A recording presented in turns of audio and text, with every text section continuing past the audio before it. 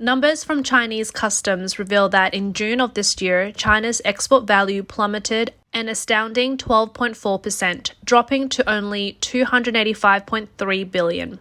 This figure has continued to slide over the past 3 months, each month experiencing a steeper drop than the last.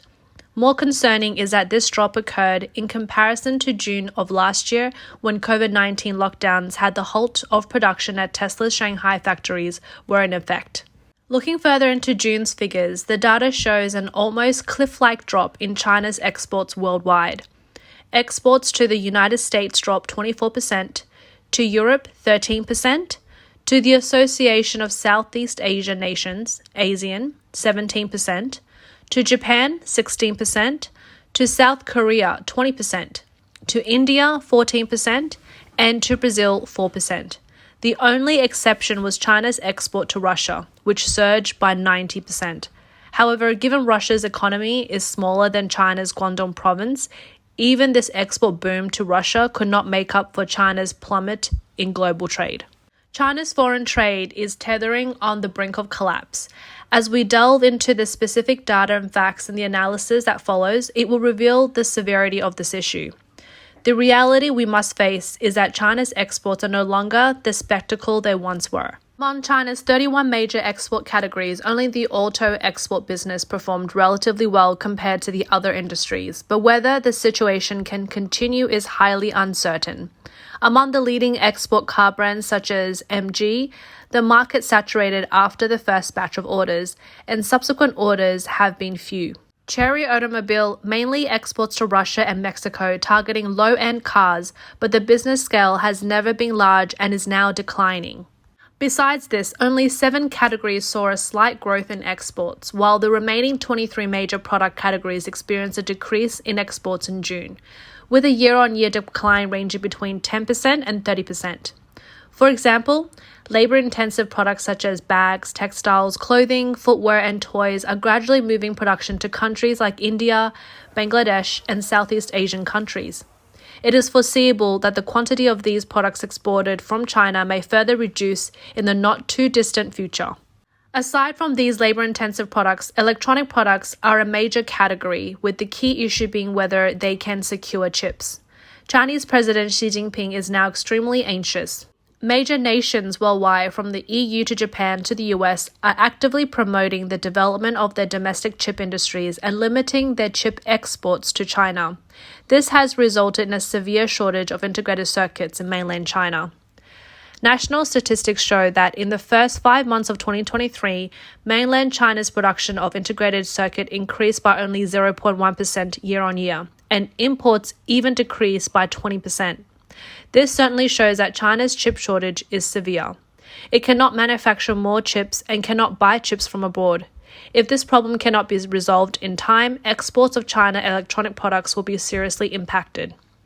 Meanwhile, China's exports of rare earth are also drastically declining, with a year-on-year drop of 30% in June this year. This will cause serious unemployment problems within China and bring about a large amount of bad debt at the bank level.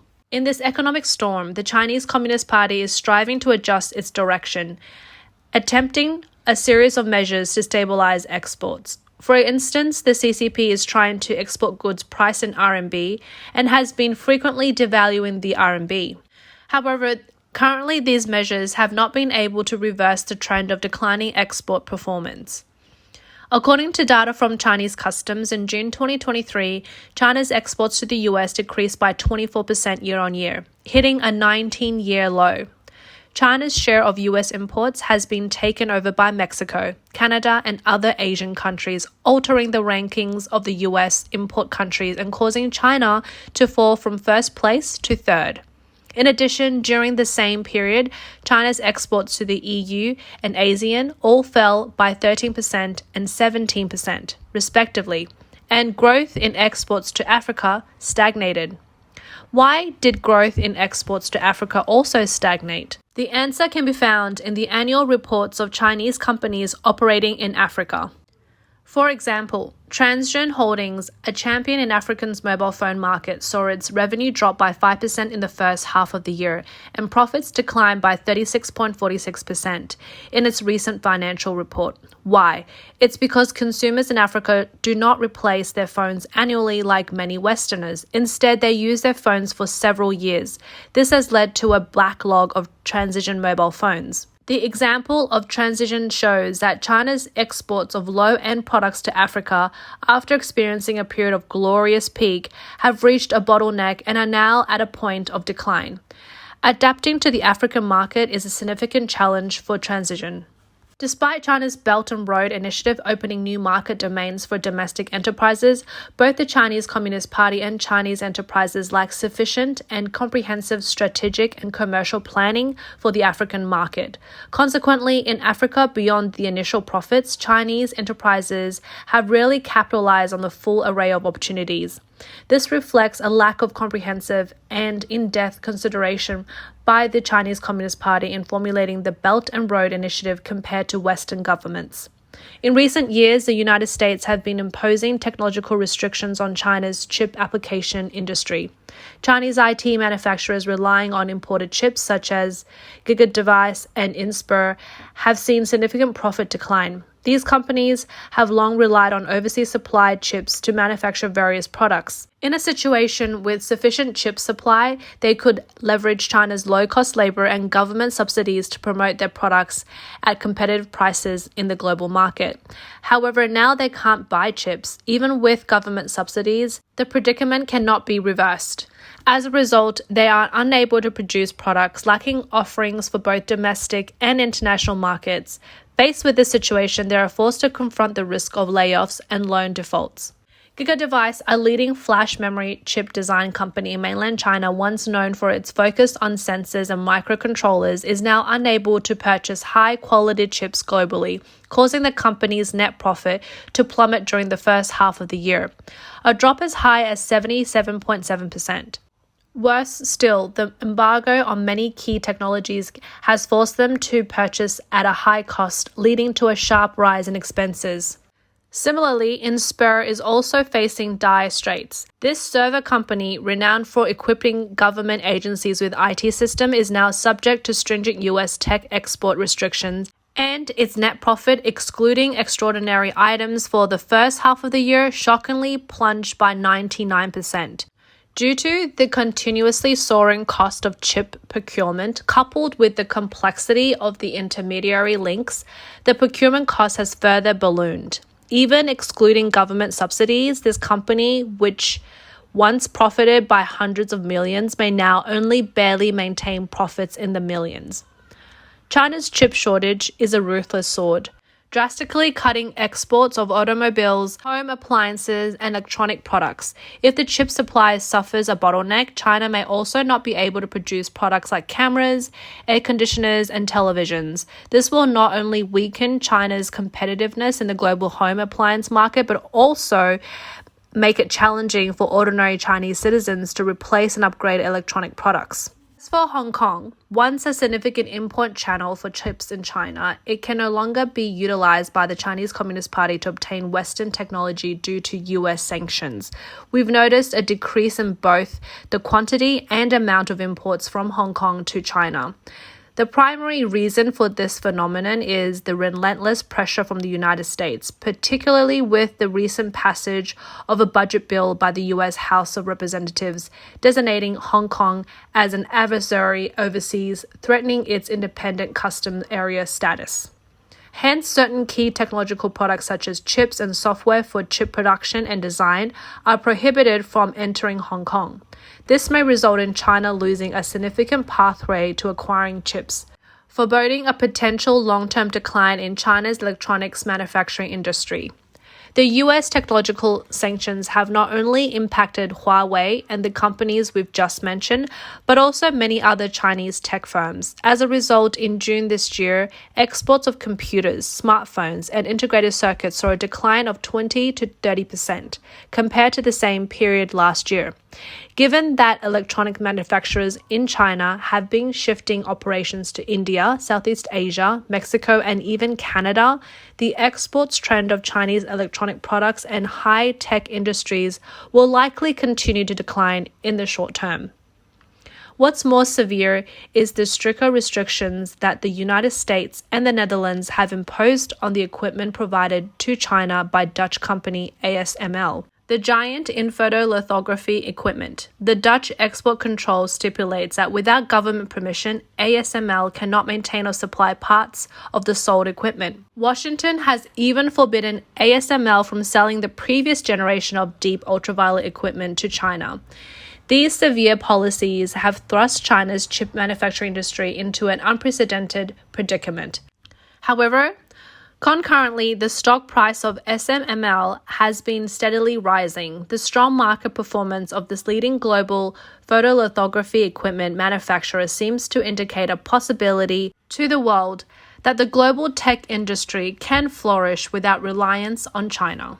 The same situation is unfolding in the rare earth sector. Despite rare earth being an important resource that China holds on the global market, the world is actively seeking to shake off its dependency.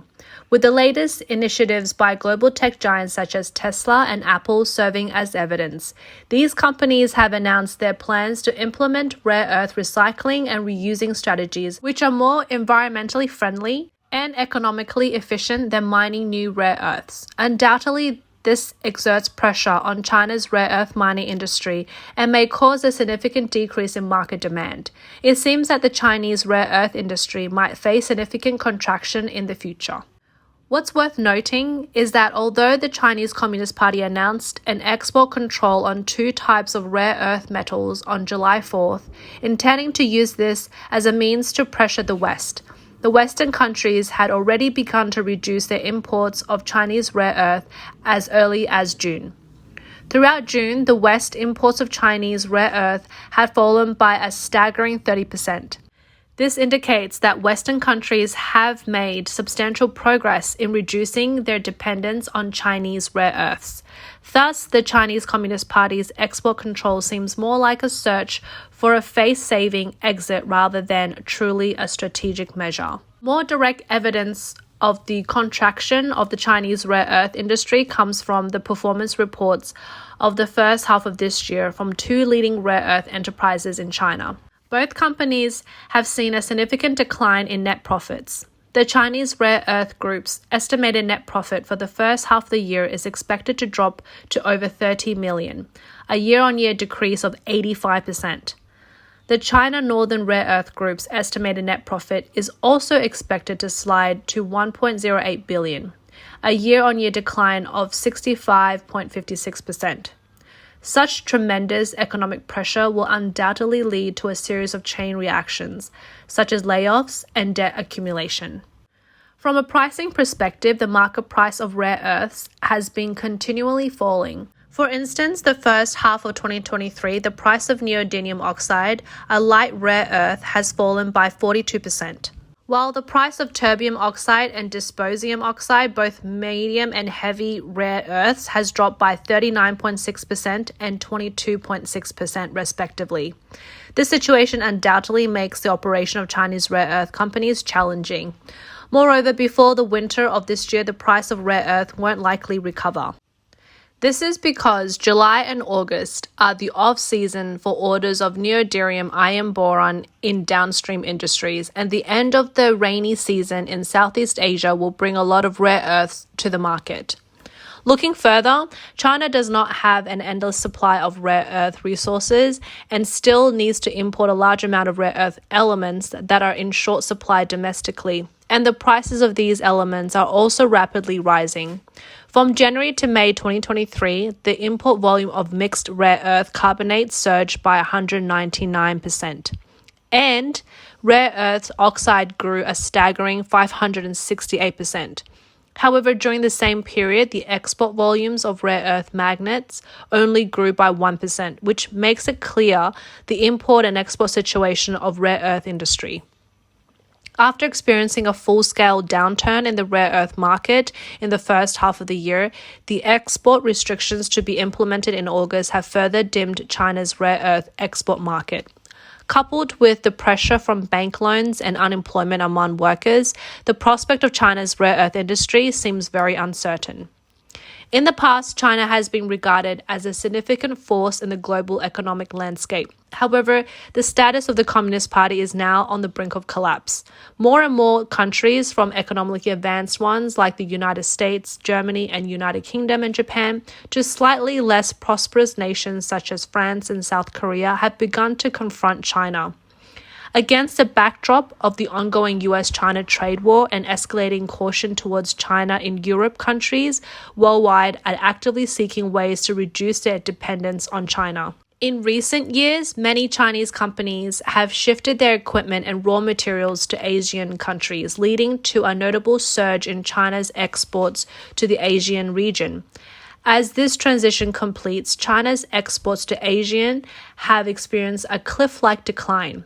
The rate of this decline is rarely seen in the past couple of decades. At the same time, in the first half of this year, China has lost its status as the largest importer to the United States, replaced by Mexico, and ranking third just behind Canada. This marks the first significant change in ranking since China overtook Canada in 2009, signaling a reshaping of the world's trade patterns. Currently, a multitude of foreign trade companies which previously thrived in China have also withdrawn, with about 70 to 80% of the industrial chains moving out of China. The Chinese government's ability to generate foreign exchange is gradually weakening. China might maintain a trade surplus only by reducing imports, but this is undoubtedly a regressive surplus. Many goods such as oil, food, chips, and high-end machine tools are indispensable imports for China. Therefore, it's expected that China's trade will face a deficit in the future. Once China faces a trade deficit, the entire Chinese trade, financial system, and foreign exchange reserve will encounter issues, potentially the first time for such a significant problem to emerge in 3 or 4 decades. Another issue with China's trade situation is the vast amount of exports that do not generate foreign exchange because they are paid in other currencies or in RMB. This means that a large portion of exports have not brought in foreign exchange income, thus reducing the amount of US dollars in China's treasury and limiting its international maneuverability. Especially the aid for investment in Asia, Africa, and Latin America countries. They can only use RMB for investment or aid, and the appeal of RMB certainly cannot compete with the US dollar. In conclusion, the decline in exports for China is undoubtedly a fatal blow to its global influence. If you've enjoyed this analysis and want to see more content like this, please don't hesitate to hit that like button and subscribe to this channel. Your support means a lot to us, and it's what keeps this channel running, providing you with valuable insights into global issues. Thank you for your support.